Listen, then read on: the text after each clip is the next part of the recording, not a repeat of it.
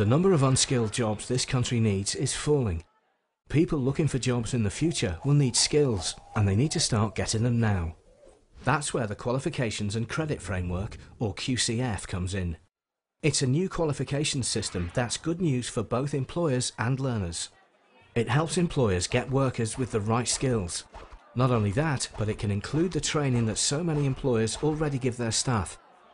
We've all got busy lives. Sometimes it's hard to find the time to get the qualifications you need, particularly if you've got a job and a home to run. It can be expensive as well. That's why the qualifications in the QCF are made up of smaller units, so you can learn at a pace that suits your lifestyle. You can build up your qualifications bit by bit and take the units you've completed with you when you move from education into a job or from one job to another. The names of the qualifications in the QCF tell you three things: how difficult it is, how long it takes, and what it's about. The level shows how difficult the qualification is.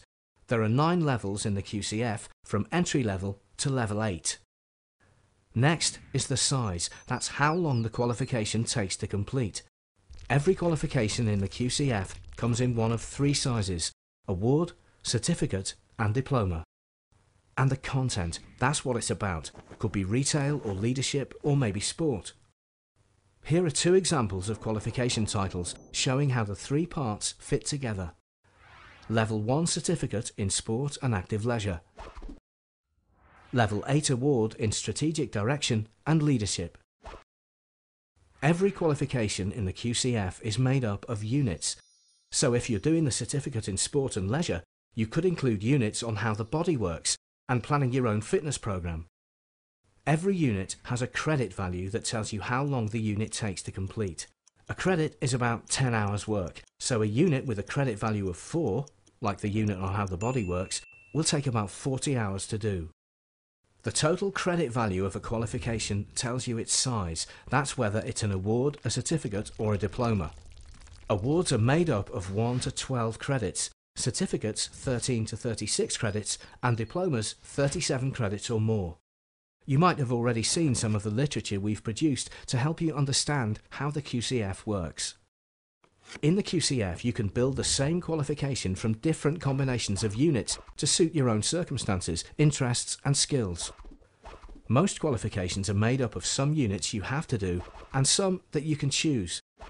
We've worked out how units can be put together to make qualifications. As long as the units you're taking fit our rules about combining them, they'll add up to a qualification. The QCF also lets you put together your achievements from different places, so your qualification could be made up of units from your training at work and units that you completed at college. Nobody wants to learn the same thing twice, and in the QCF you don't have to. If part of your qualification is made up of units that you've already completed for another qualification, you can simply transfer the credit you've gained to your new qualification. Once you've learnt something, it stays with you as you move in and out of education and training, and from job to job. Lots of employers give their staff great training at work. This in-house training is now being formally recognised as units and qualifications in the QCF.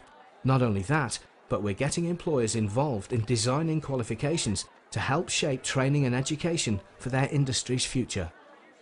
Employers can even become awarding organisations in their own right. These days, McDonald's, Network Rail and Flybe are not only household names, they're accredited awarding organisations as well. Explore how the QCF is good for learners, employers and learning providers. Read our case studies to see how people are already involved with the QCF. And sign up for the newsletter. Visit our website and get answers to any questions you might have about the framework.